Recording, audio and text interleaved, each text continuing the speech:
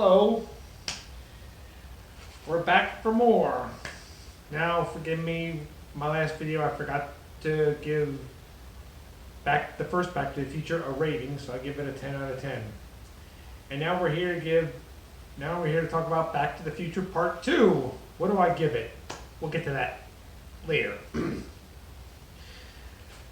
Now, I bet you're wondering why it took 4 years to actually make a sequel. Well, the creators, director Robert Zemeckis and Bob Gale, were not interested in making a sequel. They just figured they ended on a cliff note and let the audience guess where Doc Brown, Marty, and Jennifer go. What is the future going to look like? They wanted to let the audience guess, but the studios kept persisting, and they said, okay. They finally agreed, and they said, well, they'll only do it if Michael J. Fox and Christopher Lloyd will return. Luckily, Michael J. Fox and Christopher Lloyd were eager to jump back on board. And so were Leah Thompson and Thomas F. Wilson. You probably know who they played with Lorraine and Biff. Yeah, you know them. But two other cast members did not come back. That would be Claudia Wells, who played Jennifer. Her mother was gravely ill at the time Back to the Future 2 was in production, and she was unable to return, so you can understand that. But Crispin Glover, who played George McFly, he's another story. I heard I hear his reasoning for not returning because he asked for more money. But that's what Bob Gale said, but then later in another interview, Crispin Glover said that information is false. I wasn't being paid a fair amount, so that was his reason for not returning. But what happened after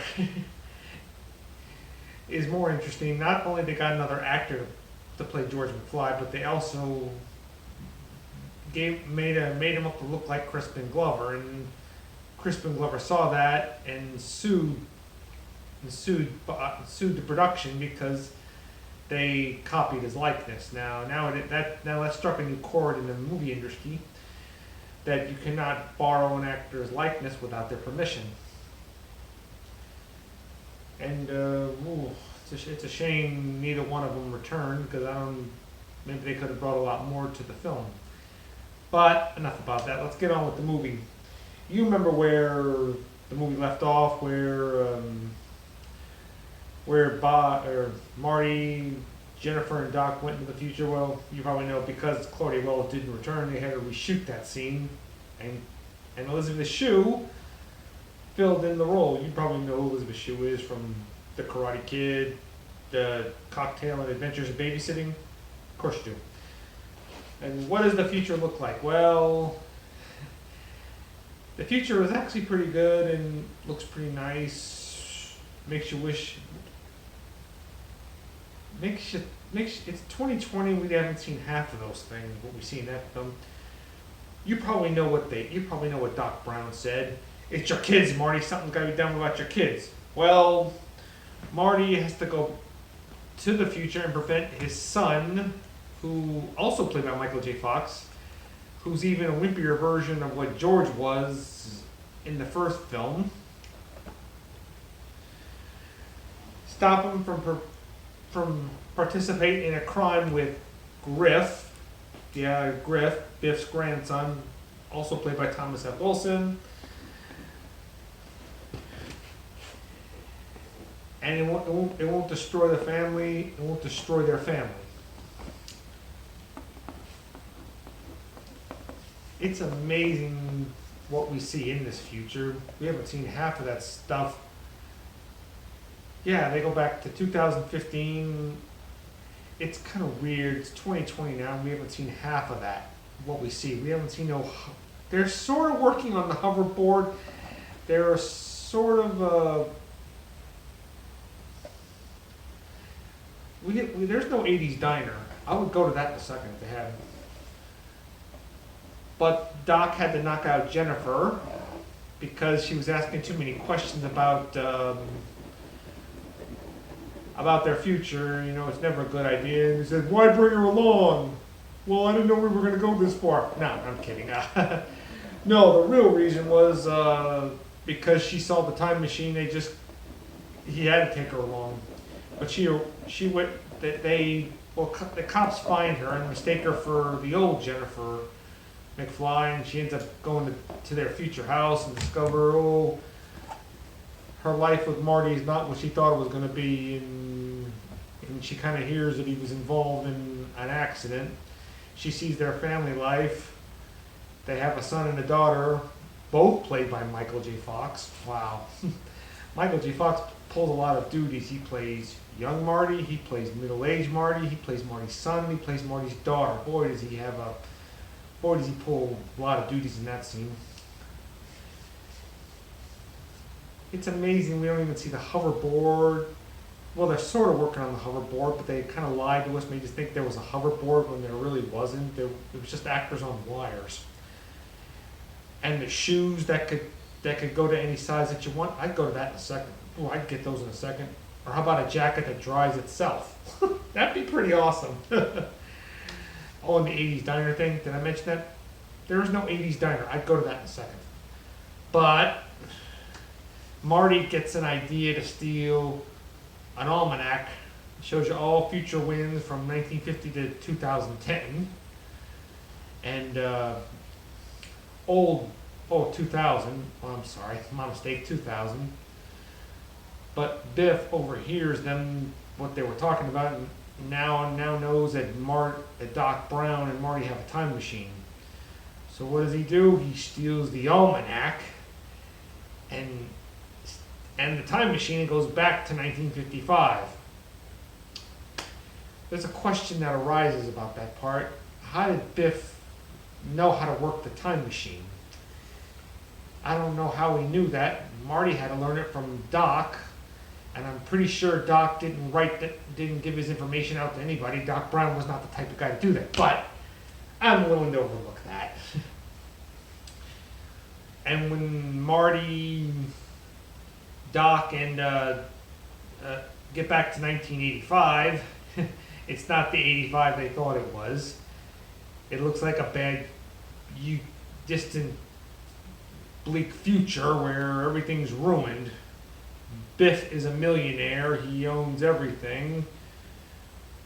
And when they discover, this is what I love about Thomas Wilson as Biff this time. He kind of goes into more psychotic territories. As when he's richer, he just gets more. He's not just a bully. He's just pure evil. Thomas Wilson plays it to perfection. I'll tell you that. I like when he tells the story about the old guy who gave him the almanac. Says he was my distant relative. I saw no relation. That's what I like about him.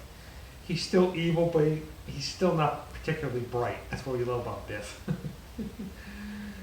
So Marty and Doc discover they have to go back to 1955 and retrieve the sports almanac from Biff and put 1985 back the way it was. Will they succeed? Well, I'm not going to tell you anymore. Is Back to the Future 2 good? Yeah. Is it as good as the first film? No. Not. Well, on some levels, yeah. On some levels, no. Well, when I get to the first part, I felt like the movie was kind of standing on its own. They're in the future and all that, and we meet. Now, I get what they're doing about the time travel thing, but when I went back to 1955, the film for me, now this is just my opinion, now I'm not saying you have to agree with me on this.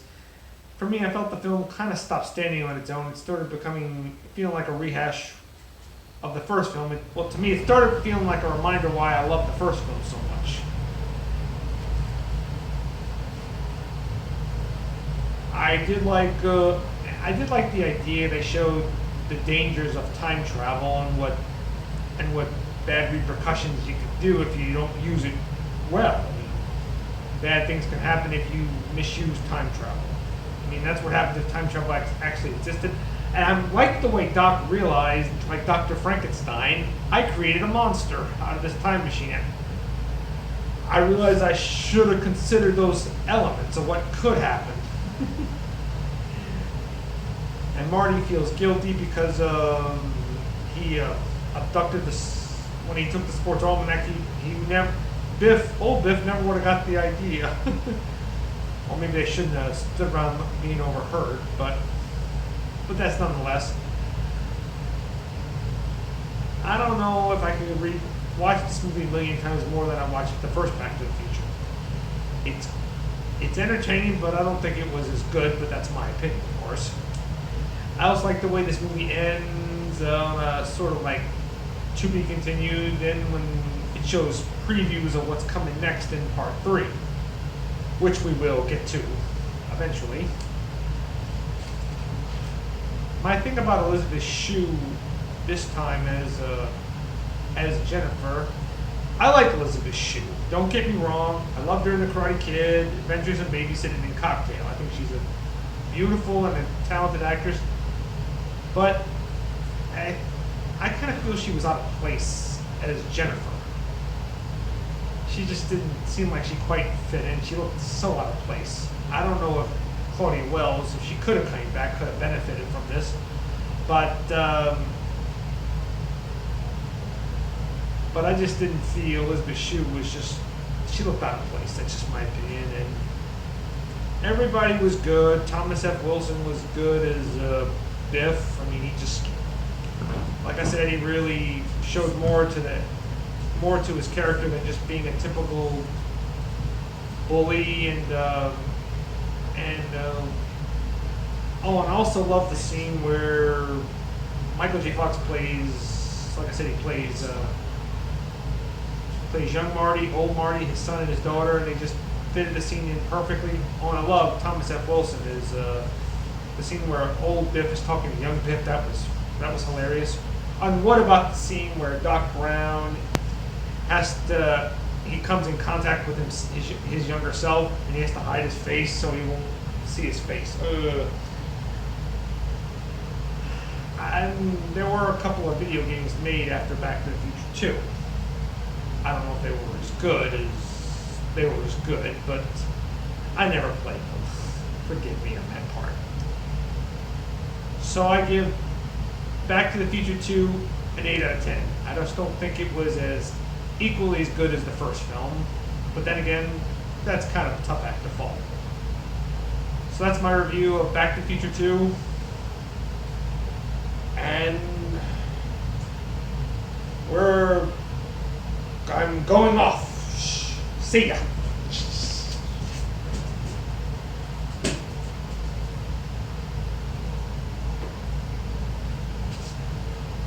Alright. Those of you who do not know me, I'm actually one of Michael's good friends from work. We've known each other for decades, basically. But like the last few months, it's been a little hard for him to get back his YouTube channel. I kind of worked with him to get everything back up and running.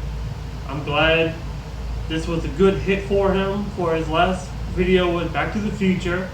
Actually got a lot of good reviews. So as y'all's audience to him, thanks y'all. Thanks for at least watching his videos. He's been asking me to do a kind of like a gameplay video on Back to the Future. I don't own any games except for the one on Xbox One. I can do a small little gameplay on that, or I can just do it on PS4. It doesn't matter. I'm using my phone for recording. I should be able to record at least this game right here. It's a reproduction of Back to the Future Part 2. So if I can get my hands on that, I'll actually record this game a little bit, and y'all can check that out on my channel, Marty Gras Gaming. So give Michael a thumbs up, just keep that notification bell on, make sure y'all check my channel, so that way y'all can just enjoy some gaming as well, and hopefully we can all work together with this. Until then, we'll see y'all in Back to the Future Part 3.